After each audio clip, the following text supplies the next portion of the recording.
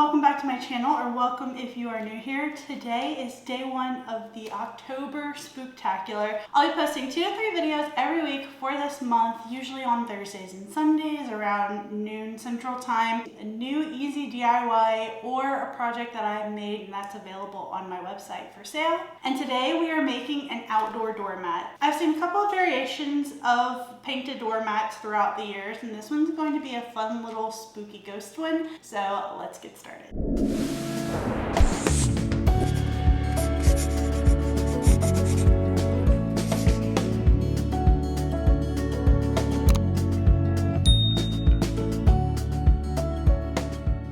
For this project, I used cardstock, a pencil, an X-acto knife, some paint and paintbrushes, a doormat, and I did seal it with a sealer not shown here. I'll include a materials list and a link for everything that I can below. I quickly realized that this rug goes through a lot of paint, so I picked up a few tubes of acrylic paint from the dollar store rather than using what I had on hand, which was a bit more of an expensive paint. Looking back, I think a product like gesso would work a little better here than the acrylic paint, but if you try this project, let me know what you think in the comments. I folded a sheet of cardstock in half just to get an idea of how big I wanted these ghosts to be. I think that if I do a half sheet, it might just be a little too big. So I'm going to trim it at the bottom a little bit. You can eyeball this. I'm also going to be freehanding my ghost. That's my preference, but there are tons of stock images online that you can find for free as well. Print that out on cardstock and use your X-acto knife to cut out that image as well.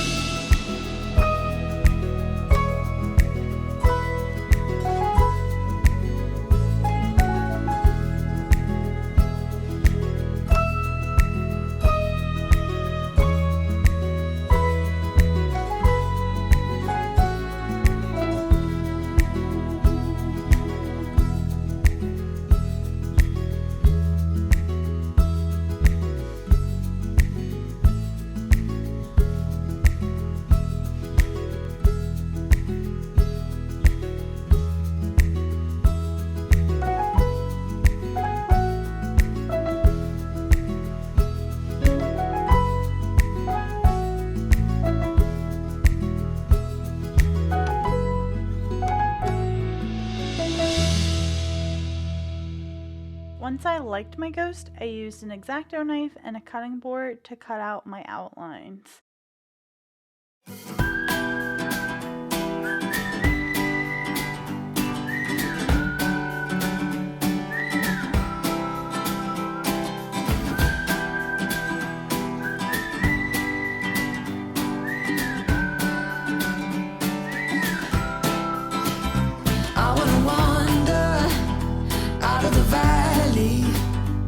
Where the river takes far away from home, time to ponder in the fields around me, where there's nothing but the breeze and the great unknown. Leave your worries and your suitcase, all you don't need, nothing but you.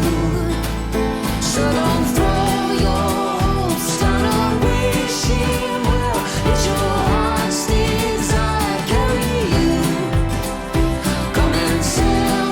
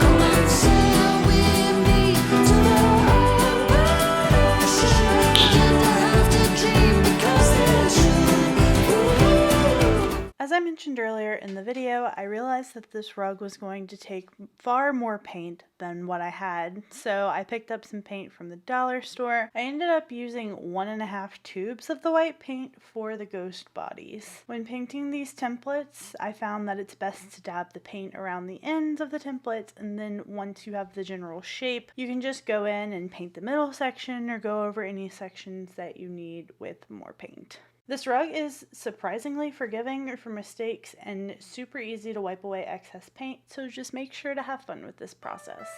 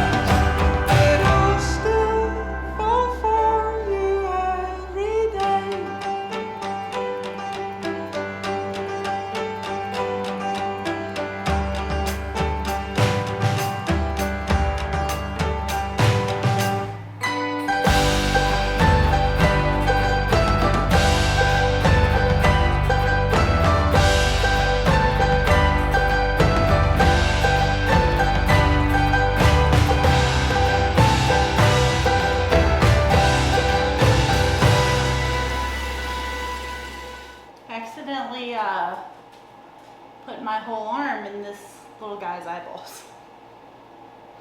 It's okay though, they're not broken. We're good.